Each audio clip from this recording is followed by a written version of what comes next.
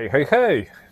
Co tam u was słychać? Bo u mnie elegancko, jak widać. Zima dalej, zimno za oknem, z auta się nie chce aż wychodzić, no ale dobra. Trzeba nagrać co nieco, więc po dzisiejszych przygodach w Berlinie pomyślałem sobie, że warto nagrać filmik na temat taki, wiecie, taki bardzo bliski nam wszystkim kierowcom, czyli takie firmy kompletnie od czapy wytrzepane, czyli magazynierzy albo, nie wiem, obsługa tych firm, pracownicy tych firm, którzy kierując się jakimiś często gęsto idiotycznymi zasadami, które w ogóle nie mają racji bytu, wymagają od nas kierowców, wiecie, jakiegoś tam Bóg wie jakiego zainteresowania, albo zaangażowania, albo rzeczy, które są kompletnie bez sensu i kompletnie odklejone, tak? Więc tak z pamięci opowiem wam może 3 takie krótkie historyjki moje, które to nie są takie, że wiecie, że gdzieś tam na parkingu usłyszałem i ktoś tam mi powiedział, tylko po prostu takie typowo, które samemu przeżyłem.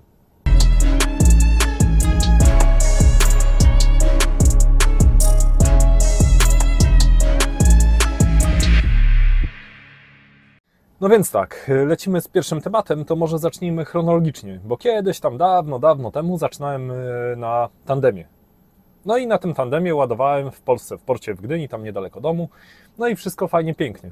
Przyjechałem na załadunek, podstawiłem solówkę, żeby ją pierwszą załadować, no i ten gościu tam ładuje, załadował, no i co? Tandem nie był przelotowy, no to chyba logiczne, że muszę odjechać, podczepić przyczepę i podjechać z powrotem pod rampę, żeby się załadować. Człowieku, gdzie tam? Pierwsze co, ale co pan robisz? Dlaczego pan to zamykasz? No ja mówię, no koniec, solówka się skończyła, no muszę pojechać po przyczepę, no, ale gdzie pojechać? Ale to bez papierów ja nie wypuszczę, a no to mówię, no to co? No to wystaw jakiś papier albo nie wiem, przecież tu przyczepa stoi zaraz pod budynkiem, tak? To co za problem, żeby patrzał, kurde, jak nawet ją podczepiam? Nie, koniec, nie ma załadunku. I chcecie wierzyć albo nie, oni zdjęli ten towar, który był już załadowany na tym samochodzie i nie załadowali tego. Kazali jechać precz i przyjechać z naczepą, bo oni tandemu ładować nie będą, bo nie ma możliwości odjazdu, a wiecie, a w tych starych tandemach no to nie był przelotowy, tak? To była taka pierwsza, można powiedzieć, sytuacja, która mnie częściowo przerosła, tak? Bo to w pale się nie mieści, tak? Jeżeli przyjeżdża samochód i nie wiem, no przyczepa dosłownie ile to zajmie podczepienie tej przyczepy, kurde, 3 minuty, 5 minut, no to wiecie, to nie widzę żadnego problemu, zwłaszcza, że przyczepa była ustawiona zaraz dokładnie przy tej rampie. No ale no to widocznie tak musiało być. I teraz tak, jadąc chronologicznie, to kolejną taką przygodę miałem na firmie. Ona chyba była w Niemczech, jeżeli się nie mylę, ale to jeszcze jak plandeką tam jeździłem, też tak mniej więcej na początku mojej przygody tam w transporcie, no to już tak trochę bardziej zaawansowany byłem, bo już normalnie tam z naczepą śmigałem i tak dalej. Przyjechałem do papierni. Papiernia jak to papiernia, no wiadomo, to mają te swoje przepisy odnośnie butów, czy tam kamizelkę chcą, czy jakieś tam pierdoły. I słuchajcie, sobie siedzę w kabinie, tak jak teraz tutaj, na miejscu kierowcy. Przede mną Z3 auta do załadunku i wszystko fajnie się toczy. No to mówię sobie, zjem śniadanie, sobie szamię to śniadanie i wiadomo, no gorąco na dworzu, klimy postojowej nie było. No to sobie zdjąłem tą kamizelkę i kaski i coś tam jeszcze oni tam chcieli. I słuchajcie, idzie jakiś kurde typ, jakiś tam cholera wie, tam w koszuli i w jakimś tym, no to ci są najbardziej wytrzepani. Puka mi w kabinę i mówi do mnie, że słuchaj, wszystko fajnie, a dlaczego ja stoję, siedzę bez sprzętu tego, środków ochrony osobistej? No mojemu, że siedzę w kabinie i jem śniadanie, no to po co ten? I uwierzcie, że on kazał mi założyć kask w samochodzie, w kabinie, będąc w kabinie, nie wychodząc nigdzie, nawet nie miałem zamiaru się ruszać, bo moje 3 auta jeszcze przede mną były. Kask, okulary, kamizelkę, buty i długi rękaw i długie spodnie. I w tym miałem siedzieć, kurwa, w ciągniku, w kabinie. Bo mówię mu przecież, że co mi się tutaj stanie? Po co mi bo jak wyjdziesz, no to mówię, jak będę wychodził, no to się ubiorę. Nie, ty musisz w tym siedzieć. I to auto, co stało przede mną i tak samo to, co stało z tyłu za mną, ten typ przyszedł i też kazał mi się poubierać. No ten był w ogóle, kurwa, odklejony od rzeczywistości. Nie wiem, skąd on się urwał, ale był taki. I no tam kiedyś w terminalu kontenerowym kazali mi założyć kask, będąc w kabinie, w samochodzie, bo jak zakładałem kontener, tam trzeba było czekać na swoją kolejkę i też przyszedł jakiś gościu z ochrony i mówi, że w samochodzie tutaj w środku trzeba siedzieć w kasku i w kamizelce i w butach. Bo ten kask mi pomoże, jak mi, kurde, kontener na łeb spadnie, nie? Albo postawi na mnie, kurde, naczepę. No ale to już takie... No, w terminalu kontenerowym, no da się to jeszcze zrozumieć, tak? Bo wchodzisz, wychodzisz z tego samochodu, no kask, no to logiczne, tak? Ale w tej papierni, no to kurde, no to żeby tam chociaż coś było nade mną, ale nie, no to załadunek był, kurde, przy tym. Bokiem albo dwoma, już nie pamiętam. To taki drugi był przykład z takich, kurde, weselszych, nie? No i dobra, było teraz o wytrzepane, o odklejonych firmach, o kurde walniętych nadgorliwcach. To teraz przyszedł czas na trzecią moją historię.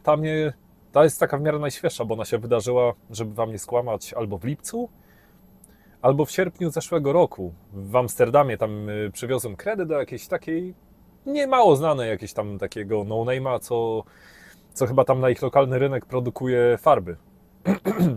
No i dobra, no firma taka, wiecie, taka jak, nie wiem, czy tu z tyłu za mną widać, tak, i tam stoi taka firemka po prostu, no parę kontenerów, parę silosów, hala, jedna, druga, trzecia, no nic nadzwyczajnego, no normalna jakaś tam firma produkująca farby i też im przywiozłem normalny produkt, nie przywiozłem im żadnego tam, nie wiem, ADR-a, ani niczego takiego, ani również nie było nic w okolicy. Jedynie była ta mała tabliczka, co zawsze jest ten trójkącik taki, że lokacja zagrożona eksplozją. Ale to jest zawsze, bo tam trzeba wtedy uziemienie podłączyć, nie? No i dobra, do rzeczy. Przyjeżdżam sobie na bramę. No okej, brama, waga, wszystko fajnie. Przychodzę do typa. No to weź próbkę, wziąłem próbkę, taki mały tam słoiczek, zaniosłem mu to, no i dobra, no to mówi, a było 30, no że kurde, no w lipcu w zeszłym roku no w Amsterdamie to ile tam mogło być? 31, 32 stopnie? I powiem wam, on mi kazał założyć, kurde, te ubrania przeciwogniowe. To jeżeli ktoś z was ich używał, to one są takie, że ani powietrza nie przepuszczają, ani w ogóle nic kompletnie, one w ogóle nie oddychają i są ciężkie, jakbyście, nie wiem, jakbyście z ołowiu sobie założyli ubranko. Do tego kask, okulary, kamizelka, buty, długie, te ubrania właśnie ognioodporne i co się i żeby wejść na beczkę, to jeszcze musiałem pasy założyć, te szelki, tą uprząż, żeby się tam podwiesić. To powiem wam, tam rozładunek trwał 4 godziny i jeszcze do tego, kurde, cały czas tam musiałem stać. To po godzinie, to wiecie, to najpierw naciągnąłem sobie to na krótkie spodenki jakieś tam ale mówię, kurwa, no nie da rady. Wziąłem się do gaci, rozebrałem, założyłem sobie to praktycznie tylko na gaciach zostałem, założyłem sobie ten kostium właśnie, ten ognioodporny i wiecie, i stałem w tym, kurde, do połowy tu rozpięty i wtedy jeszcze jako tako, jak to słońce tak trochę przeszło, no to trochę cienia jeszcze złapało. A że ja tam przyjechałem, to była godzina, nie wiem, może 11. To była masakra, to była męczarnia. A żeby było ciekawiej, ten kutafon, co kazał mi się poubierać, to sam był w czapce z daszkiem, krótkich spodenkach takich roboczych i jakąś tam koszulę taką roboczą miał założoną. To jest dopiero, kurde, chujostwo. Powiem wam, jak sobie to przypomnę, to a skąd mi się to wzięło akurat dzisiaj? Przyjechałem do Berlina i co prawda wiecie, rozładunek w porządku, tam obsługa w porządku, nic się nadzwyczajnego nie działo, ale sam wjazd na firmę. Centrum Berlina. No i jest taki, kurczę, powiedzmy tu jest most, czekajcie, żeby wam pokazać to. Taki dom tory kolejowe.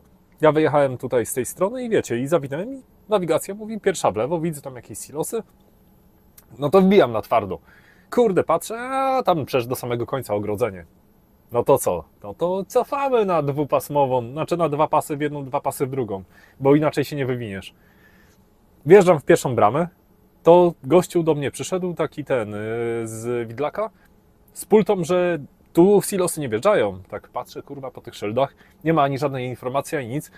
I zamiast pozwolić mi wjechać na tą firmę, zawrócić, to znowu musiałem, kurde, cofać na tą dwupasmową ulicę i jeszcze w kolejną bramę gdzieś tam dookoła wjeżdżać, bo mimo, że był przejazd, tak? Mogłem wjechać śmiało tam, zawrócić, się obrócić, nie było żadnego problemu. To, kurde, kutafon mi i tak nie pozwolił tego zrobić. I tak właśnie dlatego mi się wzięło na wspominki, można powiedzieć, bo jak tam stałem, jak tak na niego patrzałem, to nie będę powtarzał tego, co tam sobie o nim myślałem, ale bo zaraz się znowu tam ktoś obudzi, obrońca jakichś, kurde, uciśnionych. No ale dobra, mniejsza z tym. I teraz słuchajcie, się domyślałem, że na pewno też macie jakieś ciekawe historie, które albo śmieszą, albo wkurzają, albo zadziwią. Więc jeżeli macie taką historię, to wpiszcie ją w komentarzu. A ja postaram tam, jeżeli będzie ich sporo, no to wybiorę kilka, a jeżeli będzie mało, no to po prostu nagram drugi odcinek z takimi właśnie historiami z waszej perspektywy.